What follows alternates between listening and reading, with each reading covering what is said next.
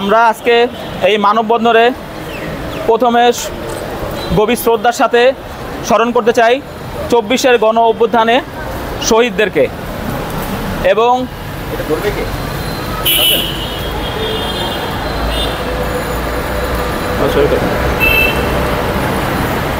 প্রথম থেকে শুরু করবো নাকি? বিসমিল্লাহির রহমানির রহিম। আমি আজকের এই মানববন্ধনে গভীর শ্রদ্ধার সাথে স্মরণ করতে চাই 24-এর গণ অভ্যুত্থানে শহীদদেরকে এবং সমবেদনা জানাই আহত ভাইদের প্রতি। আজকে আমরা অনেকটা বাধ্য হয়ে প্রেস ক্লাবের সামনে এই মানববন্ধনের আয়োজন করছি 7 দফা দাবি নিয়ে। আমরা এই সরকার গঠনের পর দীর্ঘদিন সময় দিয়েছি, প্রায় 2 মাস, এবং আমরা দেখতে পারতেছি যে আমাদের ব্যাপারে অনীহা কাজ করতেছে। তারা বড় পরিসরে কোনো উদ্যোগ নিতেছে না আমাদের ব্যাপারে, এবং আমরা অনেক ভাইয়েরা আজকে চিকিৎসার খরচ চালাইতে অনেকটা ঋণগ্রস্ত হয়ে গেছি এবং কোনো জায়গায় ভালো চিকিৎসা করতে পারতেছি না। এখন আমাদের এতদিন শরীরের বিভিন্ন জায়গায় ব্যথা ছিল, এই ব্যথা এখন আমাদের পকেটে চলে গেছে। শরীরের ব্যথা আমরা নিজেদের ভিতর রাখতে পারি, পকেটের ব্যথা আমাদের পরিবারের উপরে পড়ে। আমাদের আয় রোজগার বন্ধ হয়ে গেছে। আমাদের এখানে বেশিরভাগ ভাই ঋণগ্রস্ত। আমরা কোনো জায়গা থেকে কোনো রকমের আশ্বাস পাই না। আমরা আজকে অনেক আশাবাদী ছিলাম। সমন্বয়ক মোহাম্মদপুর থানা, আমি রাষ্ট্রের কাছে 24-এর গণ অভ্যুত্থানে শহীদ পরিবার ও আহতদের রাষ্ট্রের কাছে 7 দফা দাবি উত্থাপন করতেছি। দফা 1, 24-এর গণ অভ্যুত্থানে আহতদের অতি দ্রুত মন্ত্রী বা উপদেষ্টারা আহত হলে যে মানের চিকিৎসা দেওয়া হতো সেই মানের চিকিৎসা তাদের দিতে হবে। দফা 2, 24-এর গণ অভ্যুত্থানে যারা আহত হয়ে নিজ খরচে চিকিৎসা নিয়েছে তাদের চিকিৎসা খরচ পরিশোধ করতে হবে। দফা 3, 24-এর গণ অভ্যুত্থানে শহীদ পরিবার ও আহতদের সম্মাননা কার্ডের মাধ্যমে একটি প্রজন্ম পর্যন্ত মাসিক ভাতা ও পুনর্বাসনের ব্যবস্থা করতে হবে। দফা 4, 24-এর গণ অভ্যুত্থানে শহীদ ও আহত স্মৃতি ফাউন্ডেশন নামে জাদুঘর নির্মাণ করে প্রতি বছর 1 জুলাই হতে 5 আগস্ট পর্যন্ত শহীদদের স্মরণ করে গণস্বাক্ষর কর্মসূচির আয়োজন করতে হবে।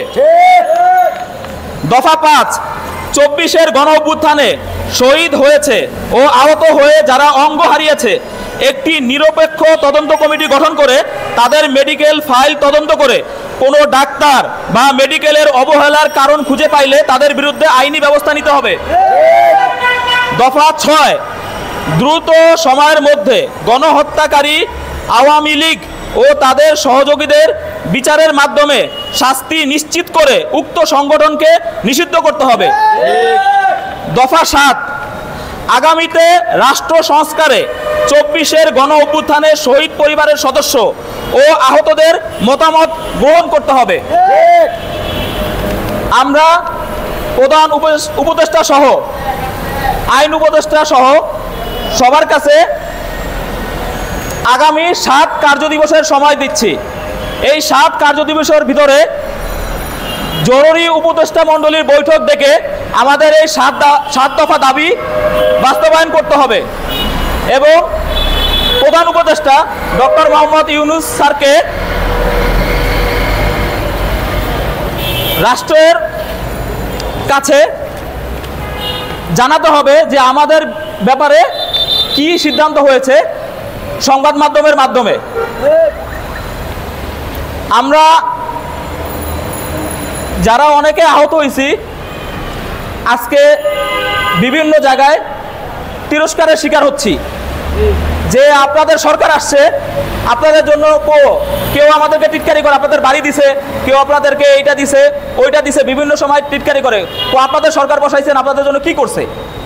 আজকে আমরা দেখতেছি অনেক জায়গায় শহীদদের কিছু কিছু সংগঠন শহীদদের নিয়ে বিভিন্ন প্রোগ্রাম করতেছে, মায়া কান্না করতেছে।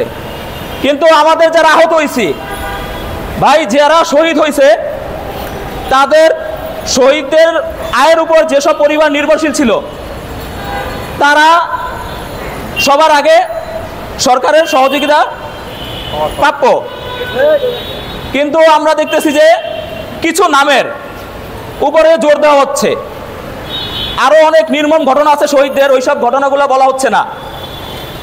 আমি অনেকটা খুশি হয়েছিলাম, আসিফ নজরুল স্যার একটা বক্তব্যে বলেছে যে আমি আগে শহীদ আবু সাইদ ও মুগ্ধের নাম নিতাম, এখন আমি অনেক ঘটনা, নির্মম ঘটনার জানি, আমার কাছে আছে, যে এখন আর আমি মানে কারো নির্দিষ্ট নাম নেই না।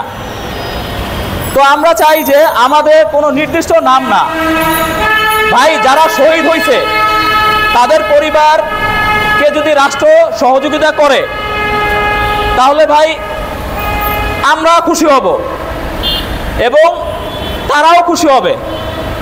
আর আমরা যারা আহত হয়েছি, আমাদের দুই দিকে খরচ, একটা চিকিৎসা খরচ, একটা পারিবারিক খরচ। আর যে শহীদ হয়েছে তার চিকিৎসা খরচ নাই, আমাদের চিকিৎসা খরচ দিতে হয়। তার পরিবার ব্যথিত হয়েছে, আমাদের শহীদ পরিবারও চায় যে আমরা যেন দ্রুত সুস্থ হই। যে শহীদ পরিবারের সদস্য আছে সবাই চায় যেন আমরা দ্রুত সুস্থ হই। তো আমাদের দাবিগুলা যেন দ্রুত বাস্তবায়ন করে সরকার, আমরা এটা চাবো। যদি একটা সমাবেশ করি এই আহতরা বা নিহতের পরিবার, এটা রাষ্ট্রের জন্য একটা লজ্জাজনক ব্যাপার হবে। কারণ আমাদের পছন্দের 4 জন উপদেষ্টা আছে, নাহিদ ইসলাম,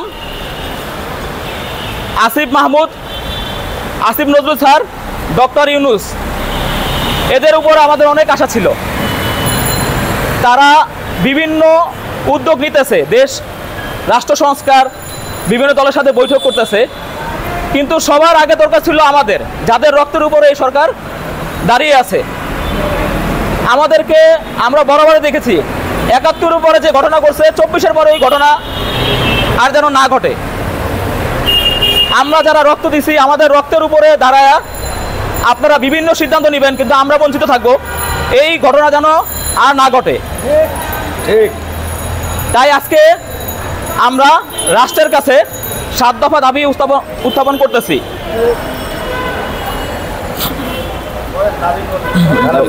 একটু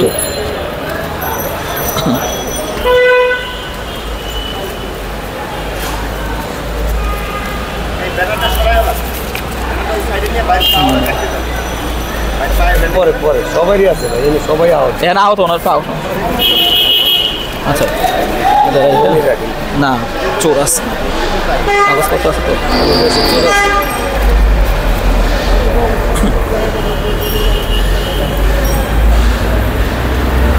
বসি